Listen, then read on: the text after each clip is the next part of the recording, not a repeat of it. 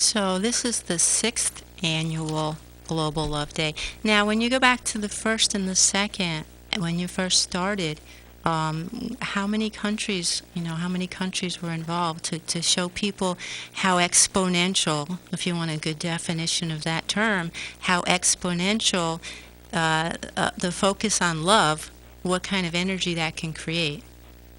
Sure. In fact, I'll even go back a couple of years prior to that is when we first launched the Love Foundation as a nonprofit was in 2000. And our vision was inspiring people to love unconditionally. And even when we launched it, we had certain ideas and understandings.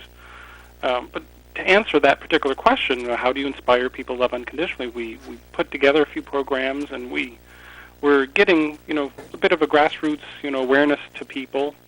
It wasn't really until November of 2003 that I woke up in the middle of the night, or early in the morning, and had this entire idea of Global Love Day, and it just made complete sense. It was like the way I describe it to people was like a download. It was the beginning, middle, and end of the full potential, energetically, and we decided to launch it immediately after that. The board, everybody was excited about it.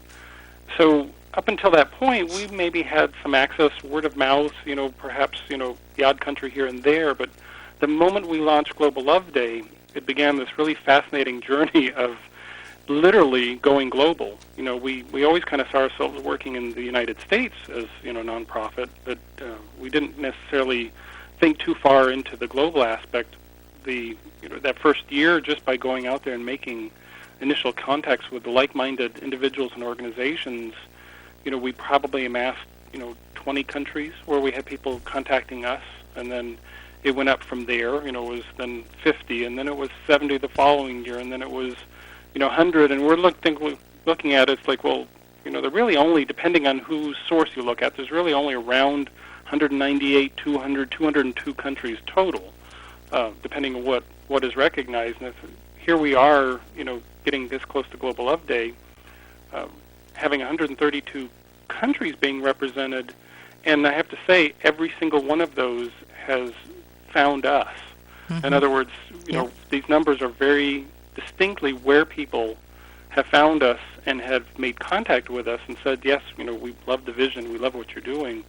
I happen to are under a Google grant, and we have some great software that lets us know that how our website is searching. We're actually probably more likely in 185 or 190 countries, but when we actually say 132, it means that we've got individuals and organizations representing every one of those societies, cultures, and most magnificently is the fact that these are beautiful individuals who recognize that love is, the question and the answer, and that by bringing it into their own country, by bringing their own community, their own families, they're beginning to make a powerful difference. That's fantastic. And if you think of, this is the 6th annual, and if you think of the numbers 132 from a numerological, I'm going to say it well, numerological, from numerology, from that perspective, 132 is also 6. And the 6 is very powerful healing. That's a number of the healer. And it also is the healer that interacts with the other people.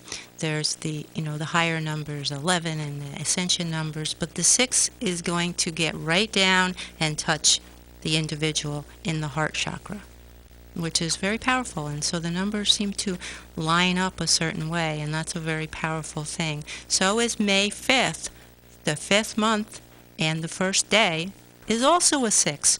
So while you were speaking as a channel or a medium, I was just picking up a little bit on the vibration, and that is contrary to what some people may believe. The 666 is meaning complete reversal.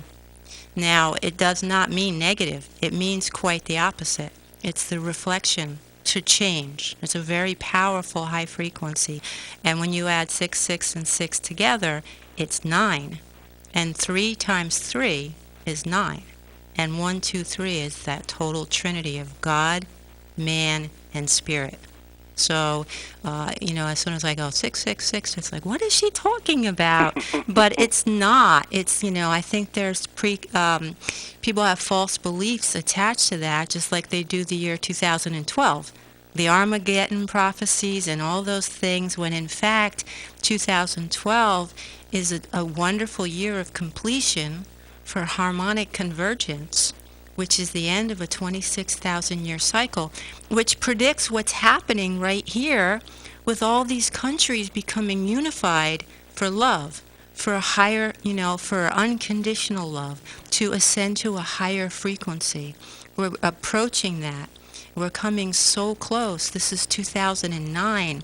The 2012, how many countries will be a part of this global celebration in 3 more years? If you think about it.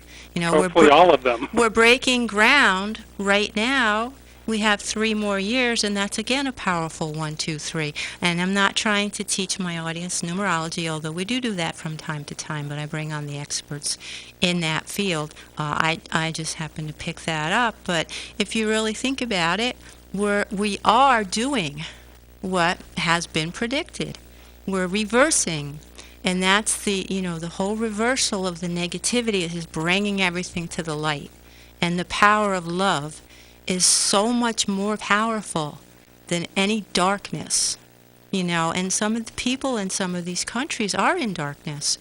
And bringing them and creating a unification with a single thought that love begins with me, and helping them to understand that they're not powerless, that they're part of something, that we're all interconnected, and that we can feel. I know, when a powerful healer walks in the room and you sit in their space, you feel the energy. So now, I believe it's possible on Global Love Day to not only go into a space within and feel the energy of ourselves, but when we go in the space within, we can feel the exponential effect of everyone vibrating out the mantra of love. So we are really approaching that. And people like you and the foundation, are really spreading that word and doing so much with it. So when you said download, before when you were talking, and you said it came, love begins with me, and the realization that every philosophy and every religion was actually speaking of love. Love was the answer. Underneath it all, love was the common thread that could heal and reconnect us to our balance and peace and oneness. When you said it came into a being through a series of downloads, how powerful is that? Mm-hmm. We pull it in from the universe. So, people talk about, we have a good friend who was diagnosed with cancer, and they didn't give him a really good prognosis. And 3 days ago, he called and he said, I'm in a complete remission. And I said, I think you loved yourself, or we loved you back. Uh-huh. We loved it into existence. So that's very powerful. What we're going to do right now is we're going to take a very short commercial break, and then we'll be right back.